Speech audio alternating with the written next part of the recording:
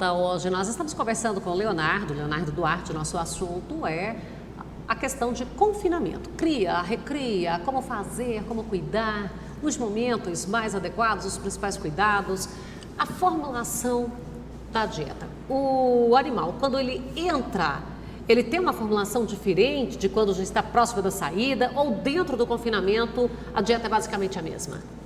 Tem algumas estratégias que a gente trabalha no confinamento. Normalmente a gente quer fazer a adaptação dos animais. É muito importante a gente saber como é que estava o histórico desse animal. Esse animal vinha de alguma suplementação a pasto, ele estava recebendo algum proteico, um arraçoamento.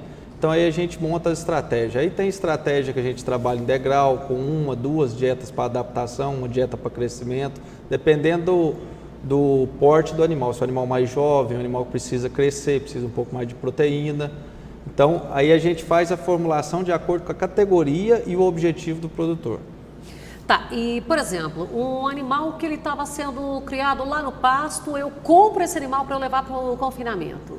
Ele vai ter um período de adaptabilidade ou ele já chega e não sente diferença? Não, ele vai passar por um processo de adaptação, ele vai entrar numa dieta de adaptação, até para ele acostumar com aquele manejo ali de estar sempre passando maquinário, pessoas passando ali para fazer o trato. Ele vai evitar uma dieta no início um pouco mais volumoso, mais forragem, menos concentrado, e aí você vai mudando as dietas de acordo com a categoria do animal. O animal mais jovem aumenta um pouco a proteína, diminui um pouco a energia, no final aumentamos a capacidade energética das dietas e até chegar a essas dietas de terminação. Normalmente trabalha com a média de adaptação de 14 a 15 dias. Tem uma fase, um momento adequado para levar o animal para o confinamento? Ou idade, ou peso que ele esteja? Não tem uma regra, não é bem necessário. Hoje até o confinamento ele não é só para engorda. Hoje a gente trabalha confinamento até de recria de bezerro em período seco. Quando você está um bezerro no período seco, não está ganhando peso no pasto, você pode fazer uma recria, né? Um sequestro do animal, mantendo ali uma formulação específica para aquela categoria, e no período de águas solta ele novamente, mantém o projeto abatendo em semi-confinamento nas águas ou até confinando, sequestrando, engordando no próximo ano. Tem confinamentos para sequestro, para fazer inseminação de novilhas precoce, tem confinamentos que a gente faz um sequestro para alguma etapa do animal, para alguma mudança de ambiente. Então, o confinamento, a época do confinamento que a gente usar, é a época daquele objetivo que você quer. É o engorda? Esse animal vou abater? É a reprodução? É uma categoria que eu vou fazer para algum determinado projeto? É viável que o produtor ele faça a recria dele ali e ele confine a cria dele, ou fica mais, a viabilidade é maior ele comprar esse animal para o confinamento? Então, tudo depende da conta e objetivo do produtor. Tem produtores de cria, hoje já tem até cria em sistema de confinamento, que você controla o ambiente e faz suplementação, dependendo dos custos da produção do produtor. Hoje eu tenho muito cliente que a gente acompanha, dando assistência, que faz a recria e a engorda dentro do confinamento, em sistema de confinamento fechado.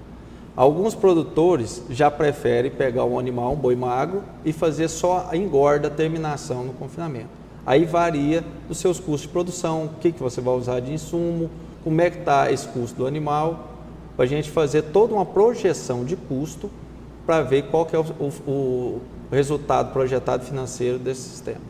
Quanto tempo é ali adequado para que o animal fique no confinamento, para ele não me dar prejuízo? Porque ele está comendo. Então, eu teria que ganhar ali um peso X dentro de tal prazo? Sim, não tem uma regra.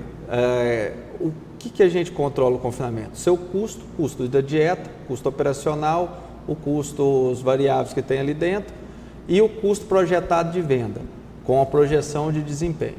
Então, você tem que ter esse controle muito certo, saber a dieta balanceada, o técnico está te acompanhando, a empresa que você está trabalhando e as tecnologias que você está usando nas suas formulações. Então, você tem que saber o seu custo e a sua projeção de resultado.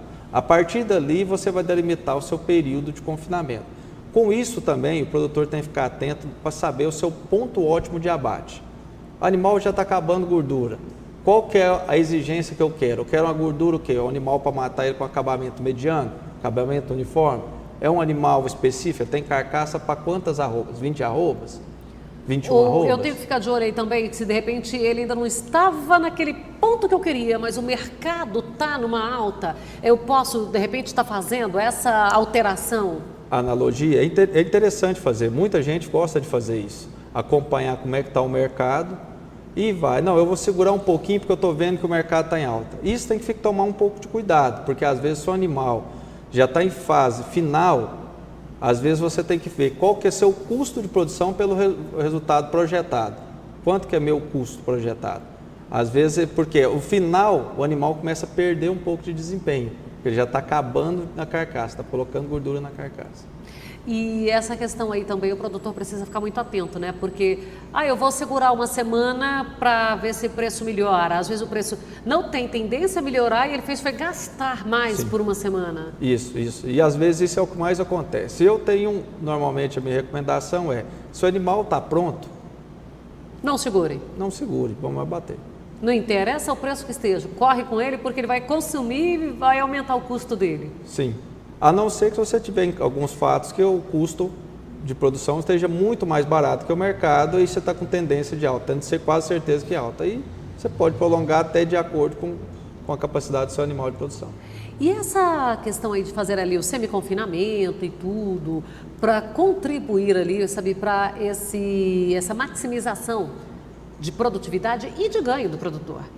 O semi-confinamento é uma ferramenta que vem muito para crescer e aumentar a lucratividade do produtor, principalmente porque o semi-confinamento daquele momento de transição, onde a transição de águas para seca, um semi-confinamento iniciado na época de março, abril, quando está começando a encerrar o período de chuva, pega uma boiada pesada, começa o arroceamento de 1% peso vivo, boiada de 450 kg, 4,5 kg, 5 kg de ração, ele vai fazer que você acelere o boi para a chegada do abate e você pode fazer caixa naquele momento na fazenda. Com isso, você fazendo caixa, você tem capacidade de, além de começar a raçoar e aumentar a lotação da fazenda, você faz caixa antecipando o seu abate desses animais. Com isso, você pode comprar os insumos naquele momento ali, que está em momento de safra, em baixa, para os seus animais que vai ser confinado posteriormente.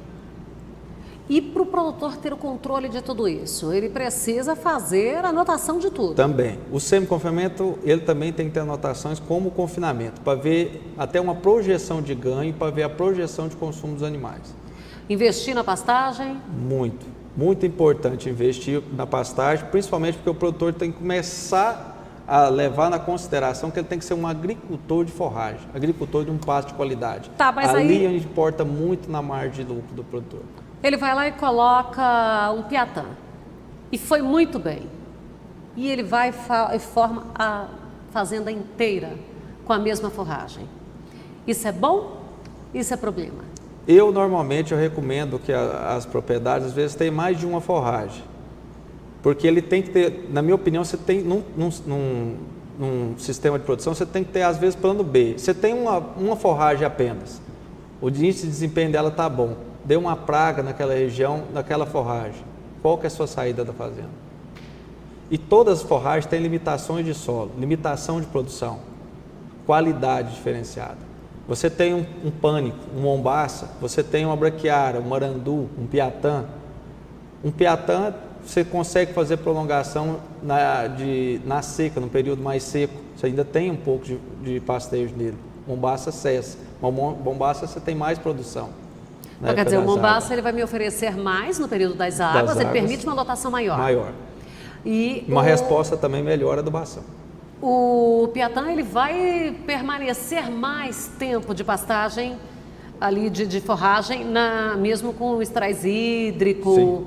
E já depois que termina a chuva, vamos dizer assim. Sim, então quando você tem algumas outras gramíneas na fazenda, fica mais fácil você manejar. E também tem qualidade bromatológica. Você pega um mombaça com mais proteína,